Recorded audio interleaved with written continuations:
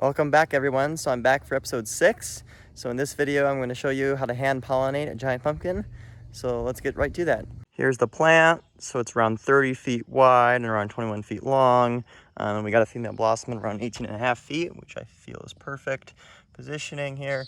It's got 26 secondaries, which I also feel is like right on the money. Around 25 secondaries is what I try to shoot for. So as you can tell by the orange tip here and like the really large flower, it's going to open tomorrow morning, so I'll have to get up bright and early. I'll video that process, show you how to hand pollinate that tomorrow morning.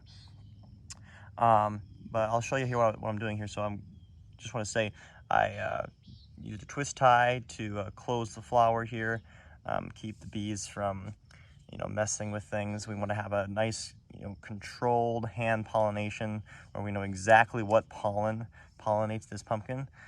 So I'm planning on doing like the 1940. This is a 1940 Urena. I think I've said that many times now, but anyway, I'm going to plan on pollinating this with the 1953 Deletus. Now I haven't really actually showed you much about this plant. I guess it's not because of genetics. I just have not been taking care of it all. It just looks really rough, much smaller compared to this one, even though I only started it like 5 days later, I think. And it's just because I didn't put soil heating cables. I haven't been fertilizing it really. I haven't been vine bearing. I haven't been doing 1% of the stuff that I've been doing with that plant. So it's not the genetics fault. The genetics are still there. I'm going to try to hopefully grow a little pumpkin. Certainly not like full bore, my main pumpkin on my 1940 Urena, but just big enough pumpkin, maybe, I don't know, 200, 300, 400 pounds, just to know like kind of what the characteristics, what the genetics of this plant are. Like did it went heavy to chart? Like I know the 1953 Deletus produced a 22% heavy pumpkin last year, so that'll be interesting to know what kind of genetics I've passed on to the 1940, stuff like that. Anyway, I'm just going to show you, we got 3 flowers here that I think they're going to open tomorrow morning. So we got this one here that I've also tied off just to make sure that the bees have not influenced the pollination. Got another one back here and then another one here. So 3 should do it. I mean, it's nice, if you have more, but this is just such a small plant that, the chances of having more than 3 are pretty slim. I was actually worried at some point that I wasn't going to have any flowers at all, in which case I would have to have selfed the 1940, which is basically using its own male flowers to pollinate this female flower here.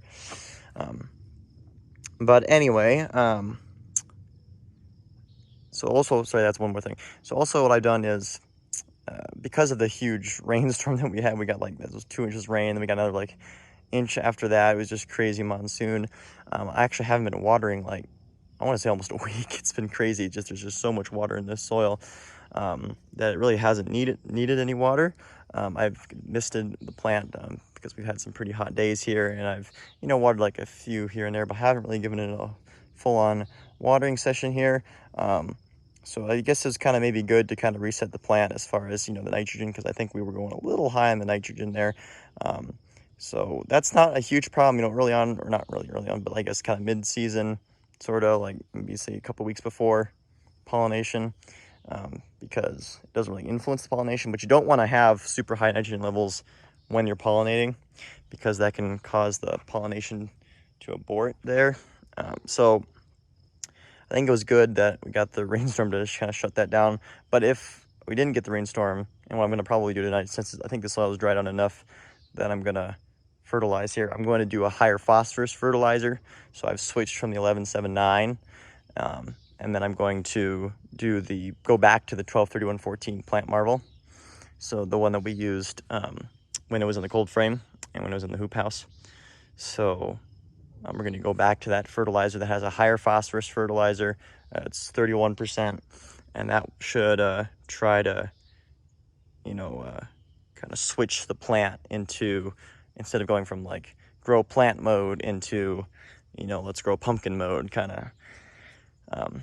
So I'm going to do that tonight, hopefully, and then that'll hopefully try to reset and change the mode of the plant. So I think that's all I'm going to show you. I'll update you, I think, in the morning. One thing that I have been doing, you can see over there is a little styrofoam cooler. Sorry, right there. So I cut channels out of it. So I put it over the vine here since it got really hot. You do not want the blossom before pollinating, kind of during pollinating, even after pollinating for, a little while to get too hot. Because again, that's another reason that it can abort. So what I did is I covered this with a styrofoam cooler, and then I had ice packs in here, and then other like Ziploc bags full of water that I froze overnight to try to cool this area down. I'm going to do that again tomorrow after I pollinate, just because it's going to get like upper 90 or mid 90s tomorrow. So if you don't do this, you can, maybe not guarantee, but it's going to be really hard to set a pumpkin or successfully pollinate a pumpkin if it's that hot out. The plant's just kind of so stressed that it's more concerned with staying alive, I guess, is what's happening, and it kind of shuts down other systems potentially. I'm not totally sure about that.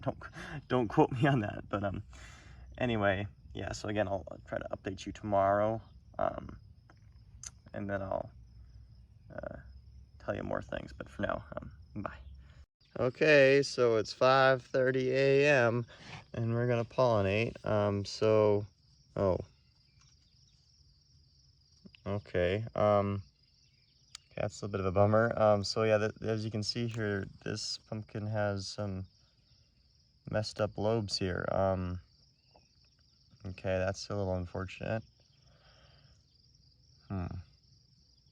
Okay, well, I guess I'm just gonna pollinate it anyway, and we'll just see what happens. But that's definitely not ideal. That's really unfortunate. Okay, well, anyway, I got my flowers from the 1953 Deletus plant here that I just picked. I undid the twist ties there. So basically, a second here. Peel these flowers back. So let me just do this first here. Okay, so basically what you're gonna do is you just peel the flower back like this, and then you're just gonna try to rub this kind of around the flowers and around the lobes. Try to get to all this pollen. Uh-oh, where are you? Focus here. You can kind of see all the little grains of pollen here. Yeah, okay, so you just try to get all that off here by just kind of rubbing it around here.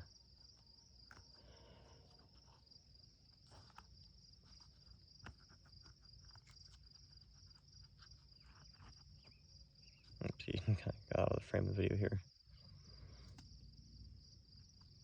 Okay, you get the idea.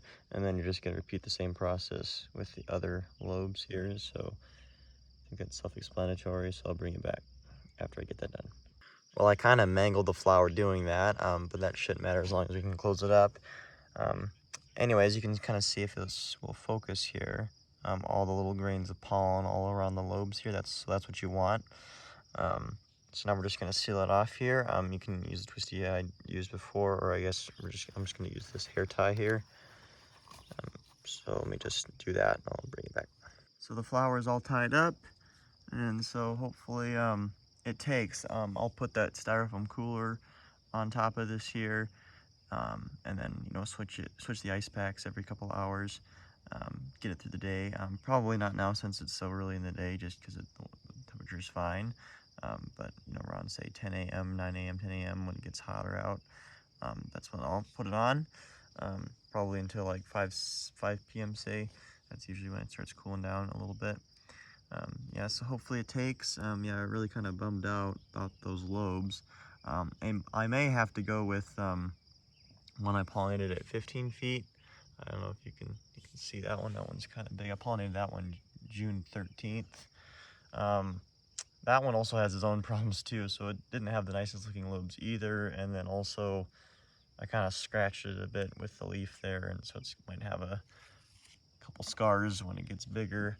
And then on top of that, the lobes are rotting, so I'm gonna have to do surgery probably, or I don't know what I'm gonna do probably with that. But I kind of got a little distracted. What you're supposed to do is after like say a couple days, you're supposed to remove this flower so it doesn't like kind of suffocate and rot the lobes. So just kind of peel the flower off. I mean, don't do that, obviously not now, but you know, like DAP 2. So DAP is days after pollination. So around that time is when you want to remove the flower. I didn't remove the flower. I didn't remove the flower till like DAP 6 or something, which was, or today, I guess. So yeah, don't do that. So then you're going to have an issue on your hands like I do. But we'll see what we go with. The other pumpkin is not going to be for a really long time. You think you can kind of see it right in the tip here, right there, that little yellow spot. That's not going to be for a very long time, and I really want to pollinate, you know, now is like the perfect time. You know, you don't want to pollinate in July, or you're not going to, especially with how we get colder nights later in the year, it's really going to kind of put a kibosh on growth. So we'll see what we do, and I'll update you on how this one's doing. So anyway, for now, bye.